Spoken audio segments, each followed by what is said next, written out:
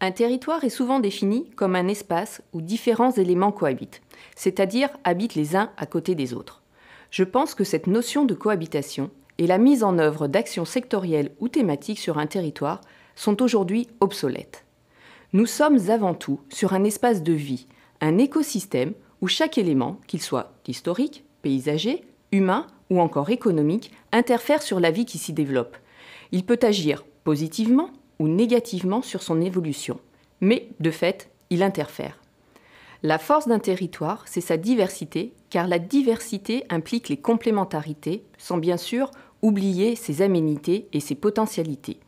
Personne ne peut avoir la prétention de tout connaître de sa commune ou de sa communauté de communes. Ce qui est important, c'est de l'accepter, et d'accepter de s'appuyer sur et de coopérer avec les personnes ayant les connaissances recherchées.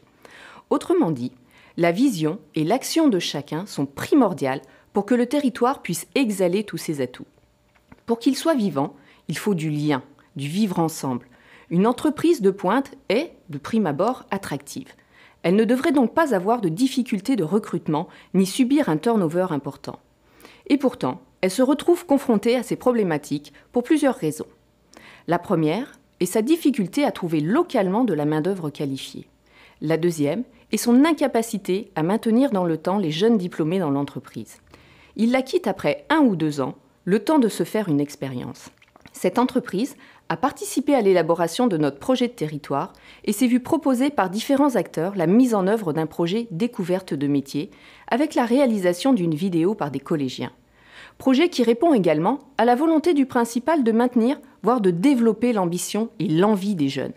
Cette entreprise s'est également vue proposer un accompagnement par la communauté de communes à destination de ses nouveaux salariés afin qu'ils découvrent, au-delà d'un nouveau métier, un environnement favorable à leur épanouissement social et familial. Ils peuvent ainsi se projeter plus durablement dans leur poste et dans la vie locale. Des solutions étaient préexistantes, mais la méconnaissance des missions, des compétences des uns et des autres nuisent à une vraie émulation territoriale. Trop souvent, quand nous évoquons notre territoire, nous spécialisons notre discours en fonction du public auquel nous nous adressons. Je vais parler de l'économie de mon territoire avec les chambres consulaires et de précarité, de paupérisation avec l'Agence régionale de santé. Mais n'est-ce pas une erreur ? L'économie et, de fait, l'emploi ont une incidence forte sur la précarisation et la paupérisation de nos populations. De même, un territoire où les foyers ont un faible pouvoir d'achat aura plus de difficultés à développer une économie locale forte. Alors, il est peut-être temps de changer notre approche du territoire et d'oser le décalage de discours.